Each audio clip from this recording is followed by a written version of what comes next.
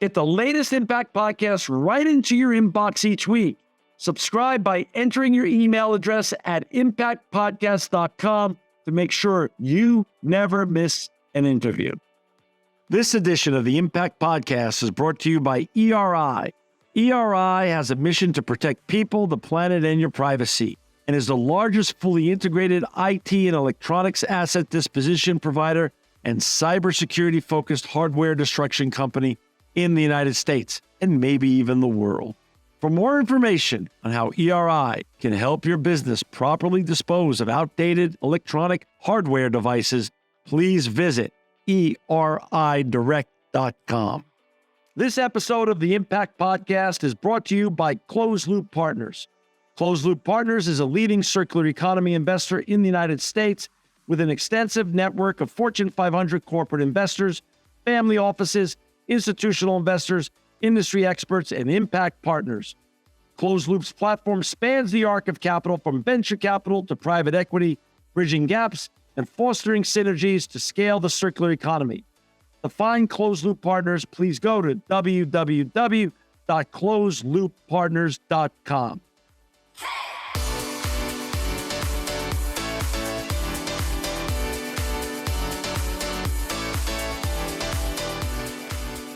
Welcome to another edition of the Impact Podcast. I'm John Shigarian, and I'm so honored to have with us today Judy Newman. She's the Chief Impact Officer at Scholastic. Welcome, Judy, to the Impact Podcast. Thanks so much for having me, John. I'm happy to be here. Well, a fellow NYU grad and a fellow New York, New Jersey, and it's always fun to have some of my fraternity mates on the show. And just thanks for joining today and the generosity of your time. Judy, before we get talking about all the impactful work you and your colleagues are doing at Scholastic, can you get into the little bit of the Judy Newman story? Where did you grow up and how did you get on this journey? Yeah, well, I grew up outside of Boston. Okay.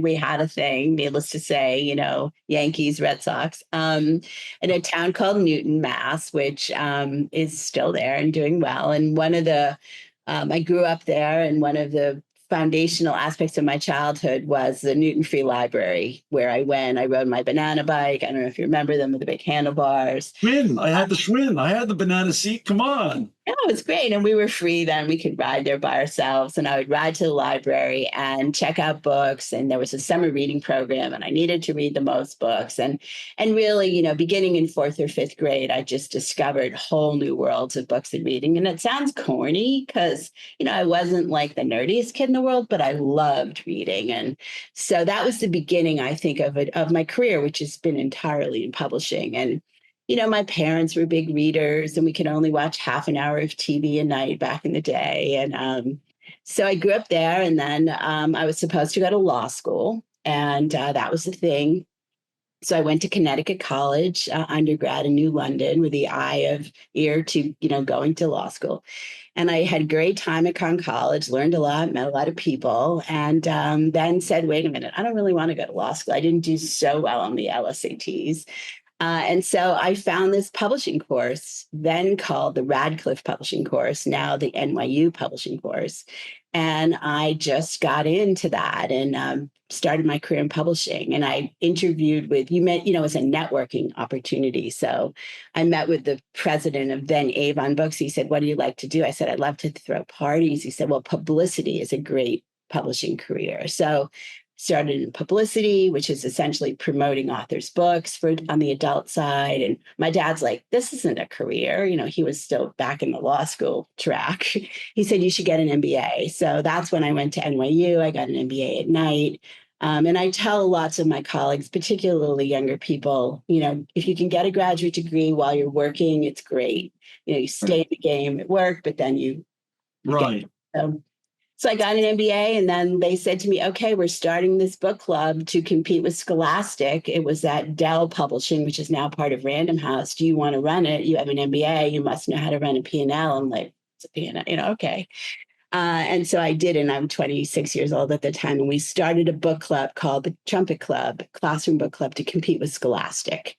And so I know this business, from the ground up. And eventually, Scholastic recruited me to come over, and just to put a pin in it, I had publishing experience and I had an MBA, but I really wanted to go back to school. And so a few years ago, just after the pandemic, I went back to the Harvard Graduate School of Education and got a Master's of Ed, working at the same. Congratulations. I mean, what a story. You got your MBA while working. You went to Harvard while working. I mean, like, that's impressive. That is impressive. And, it just goes to show you, like you said before we went on the air, you got to always stay curious and just keep, there's no end. It's just like sustainability and impact.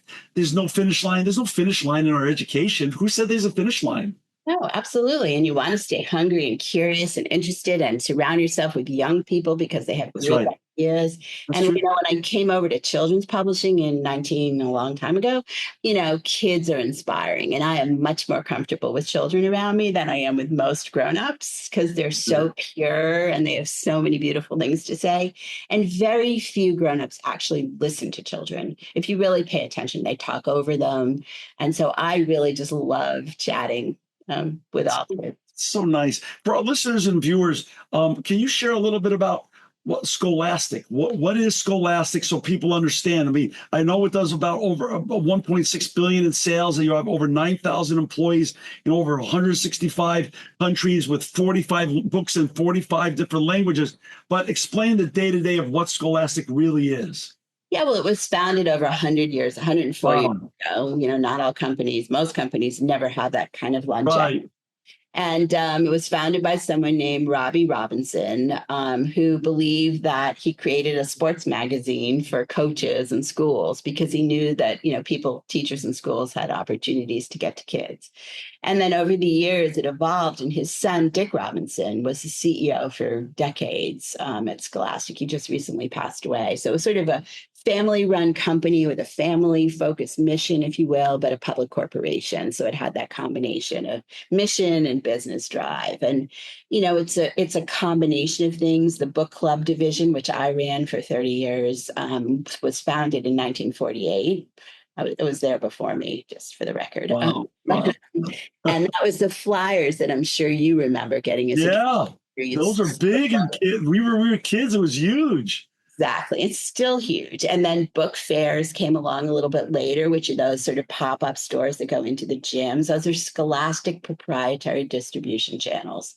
And then I'd say in the I don't know the exact date, but in the 90s-ish, Scholastic really beefed up its trade publishing, meaning books like Harry Potter and Captain Underpants and Dogman, and of course Clifford, who's been around forever, and Who Would Win, a nonfiction series, and all these iconic Babysitters Club, Goosebumps, were published by Scholastic and also distributed by Scholastic through the book clubs and book fairs, but then also to bookstores and independent stores like Watch on Bookseller, which is my local bookstore in Montclair, and Amazon and Barnes and Noble and Books a Million and Reader Link. So we're a bona fide publisher and a distributor. And then, as you said, around the world, we have various, activity in all kinds of different countries, mostly English speaking, but also a lot throughout the world. That's so exciting. And so, as you and Oh, I, wait, I yeah, forgot something. go Excuse ahead. me. I forgot a very important new addition, Yeah. which is that we have recently acquired Nine Story Media, which is a media company based in Canada, now in the US and Canada, who produces TV and movies. And the strategy, to take our IP and our beautiful series that we create and produce in book format and have them go through all different media. So really all kids in all different kinds of ways can experience the gorgeous books and IP that we create. That's so nice. Is the idea to take some of the books and put them into into movie media or TV media? Exactly the idea. And if you Okay. look at the history of children's books and media, some of the most classic, media productions, Harry Potter movies, or, the Goosebumps television show, or Magic School Bus television. Right. Those are all originating with books. And so books are such perfect opportunities to then expand into shows and other kind of media. Clifford the Big Red Dog movie, those are That huge. was great. That Yeah. was great. You know, you when you and I started our careers, Judy, there wasn't such thing as chief sustainability or impact officers. You're the chief impact officer now at Scholastic. What does chief impact officer mean at Scholastic? I know some companies read it narrowly, some companies read it widely. How is it read at your company, and what's your mission as the chief impact officer? Yeah, it's a great question. My husband's like, "What's a chief impact officer?" We've been married a very long time, but I was president of Scholastic Book Clubs for a long time, and then president of sort of other, I ran other divisions as well. But they decided that, Scholastic is a mission-driven company. We have a credo. It's actually written on the carpeting going up to the, up the stairs. Nice. So we take our mission very seriously, which is to help all kids, read, discover books and media to help them make sense of the world. And so it was a great opportunity for me at this stage of the game to sort of move out of the division of book clubs and become chief impact officer for the company to kind of help drive and help ensure and help promulgate across the company opportunities for us to exercise our mission and deliver on the promise of reaching all kids. And the economics of the world has changed, and teachers have changed, and there's a lot of kids who currently live in book deserts who don't have opportunities to choose and own their own books. So as chief impact officer, my goal is to activate sort of new sources of interest, new sources of funding, new sources of involvement to bring sort of the tried and true Scholastic programs, to kids who really need it. And then they're grown-ups, teachers and families and caregivers. Do you have a one or two of your favorite success stories on how your work in action really looks like and feels like with tangible results? Yeah, so we've launched a new program called the United States of Readers. You can see behind me these flyers. Yeah. I put them up there because I have to work on them. And they're really the book club flyers, but with no prices on them. And so they're the same top quality books. And they go to kids among the 10 million kids who essentially have no current access in schools with teachers supporting the parents and families. All the best books, all the regular books, it's not gently used stuff or worn out stuff. And they choose. It's all about choice because I'm all about developing kids' choosing muscles because if you live in poverty or very challenging circumstances, you don't have an opportunity to choose. And as you know from your own memories or from your children's, going to the book fair, going to a book club, a bookstore, a library, it's all about expressing your self-confidence and your self-efficacy. And if you don't have that opportunity to do that, your literacy is compromised and really your mental health and all kinds of things.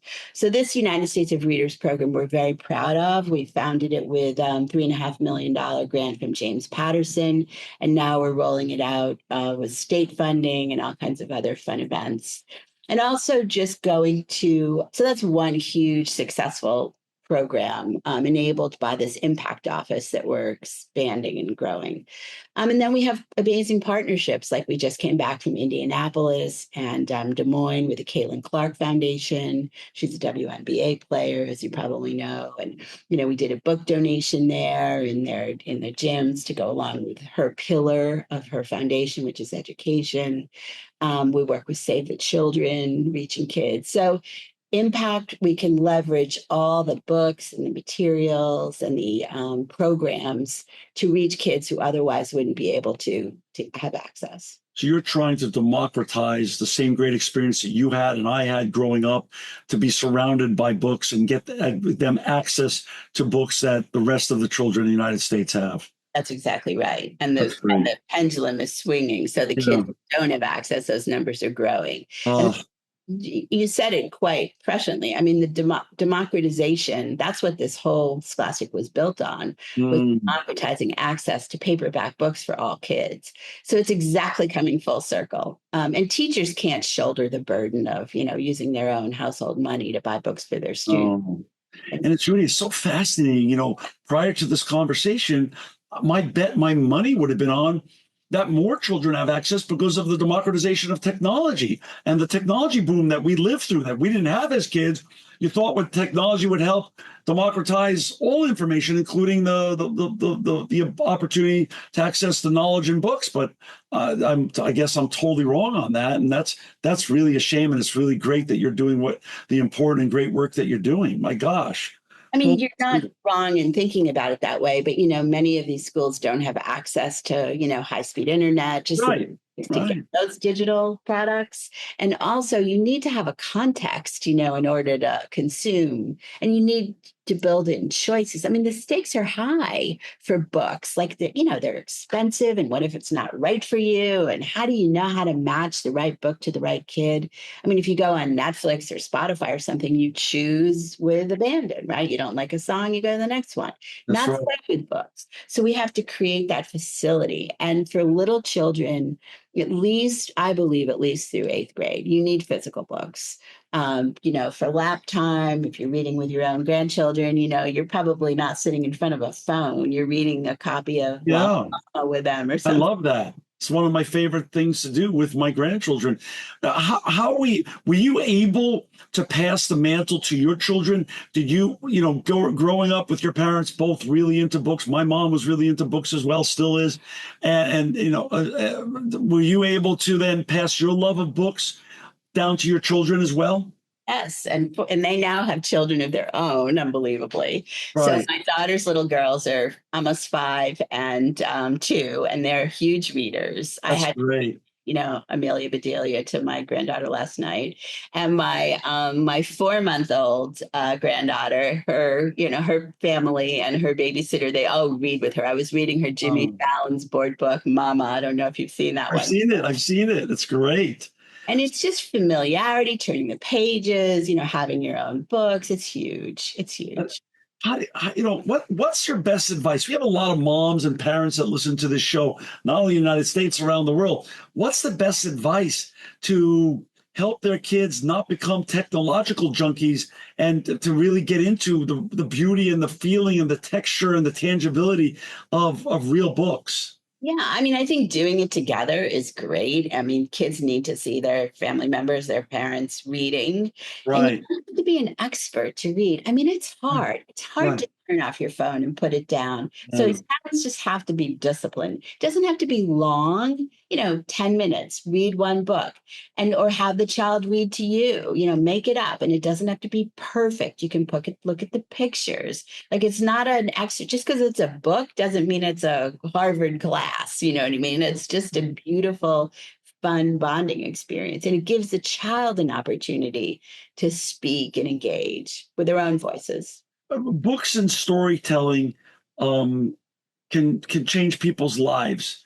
What is your vision on that in terms of using books in the beautiful ability to storytell through books as an agent for change? Yeah, I mean, we have dismal statistics about reading proficiency. I mean, 70% of kids in this country are not reading proficiently by third grade. I mean, Oh, it's a downer, but it's a reality. And so, if you can't read, you can't get a job, you can't do well in school, there's a prison pipeline getting ready for illiterate people. It's terrible. Mental health is challenged.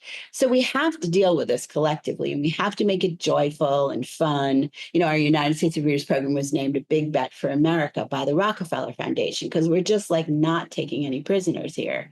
So I think we just have to all be in it together and have fun role models like Bijan Robinson. He plays for the Falcons in Atlanta. He's doing a big reading event. We don't have to take it so seriously. We have to make it enjoyable and fun and give teachers the opportunity to help and just get everybody in the pool one way or another. it's true. For our listeners and viewers who've just joined us, we've got Judy Newman with us today. She's the Chief Impact Officer at Scholastic. To find Judy and her colleagues and all the great things they're doing at Scholastic, go to www.scholastic.com. The publishing world during your career has changed unbelievably. Can you share the changes that you got to see, had a front row seat at, and how the changes happened, and how challenged publishers are today, especially comparatively speaking to 20 years ago, 30 years ago, etc. Yeah, I mean, I always tell the story that, I'm looking at the Devil Wears Prada movie. You know that movie. Now the sequel Sure. out, right? So I was thinking about it, and I don't know. I remember that scene where Meryl Streep, got her assistant Andy to go get her a copy of the yet unpublished Harry Potter book, right? Right. Having sat at the table where that series was being published and designed and talked about and marketed, there is no way that was ever going to happen. No copy of Harry Potter was getting out to Miranda Priestley or anybody for that matter. So I was at that in those rooms when Harry Right. Potter was acquired and then developed, and it was seismic. I mean, it was Wow. amazing to see. Wow. And then that to our earlier point, those became movies and it expanded the home market. And some kids would just buy Harry Potter and maybe not read it, but carry it around as a pride object. Oh, I Uh, remember standing on lines in the middle of the night with my 10-year-old, 9-year-old son, waiting for the Harry Potter book, and then the reading and it was like a social cultural, happening. It was a happening. exactly. And midnight parties with bookstores. Oh, Huge. so much fun. And it went on for all those years, all through all the. So anyway, there was no way they were getting into them. But in any case, so that was one. But then something like Clifford the Big Red Dog, Yeah. who published, Norman Bridwell. That was before Scholastic really became a trade publisher. Was just publishing for book clubs. He's iconic and he keeps reinventing himself. And his books and his television show and the feature movie that came out about Clifford. Why? Because he's big and he's red and he's comforting, and Emily Elizabeth, gets to be with him. So, and then Goosebumps, and like I said, Babysitter's Club, Dog Man, which is a huge hit right now by Dave Pilkey. So those big mega series, that doesn't change. That's timeless in the publishing industry, like the massive series, Diary of a Wimpy Kid, etc. So what has changed is there's so many other options and so many different kinds of publishing, little publishers, bigger publishers. There's a lot of self-publishing going on right now, and it's hard for them to find a market. How do you discover new titles? How do kids find them? Back to that choosing question. And even a parent, it's 20 and it's a lot of money to buy a hardcover book. So how do you decide? So we need to adopt more of what the adult market does, book clubs and review, just a little bit more energy. There's some of it, but it is, in my opinion, it's still missing a little bit, which is why like book fairs and the United States of Readers, those programs are so important. And we What's also, sorry, one more thing. We need books yeah, in different languages, and Spanish in particular for so many families. Haitian Creole, there's a lot of different needs in families, and not all families are proficient themselves in reading. So we need to be able to find ways to get our books to the kids. I think the books are there. We just got to connect them. That's right. What's next? I mean, you're doing this great work at Scholastic. What's your and Scholastic's goals in the years ahead? Yeah, so we want to keep developing this program called United States of Readers. They're developing a standalone 501c3 nonprofit organization called Impact Reading, which will eventually be the kind of spun off version because private philanthropists and people aren't going to give money to a public corporation. But Scholastic has a service agreement, and so the development of these new programs to reach kids who do not currently have access is a big part of our nonprofit side of the mission. On the regular company side, it is developing these new IP, these new books, this new series, this new content that can then be in books and in classroom magazines and in movies and in television and in audio across all media, because that's where a lot of kids do want to be.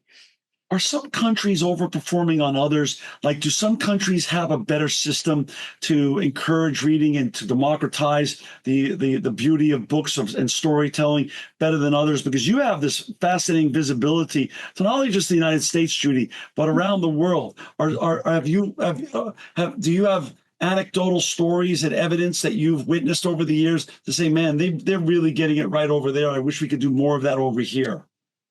Yeah, I mean, it's anecdotal, but when I go to London or to the UK, like the bookstore energy and there's a lot more readers there, it seems to me in That's so general, interesting. Yeah. which I love. And we walk buy a bookstore and there's some new release coming out. So there's a huge tradition there. And then education systems around the world, I'm loath to quote them exactly, but, Right. some Scandinavian countries or Denmark, but the populations are different, the challenges are different. But I think if you have a good education system with teachers in place, you can introduce books and reading in school very early, and then that carries over to home, and you have that school to home connection.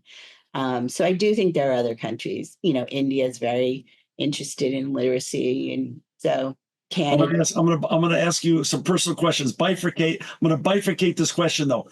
Your favorite classic book that you ever read, number one, that you could recommend, and number two, your favorite book that was written within the last 5 years.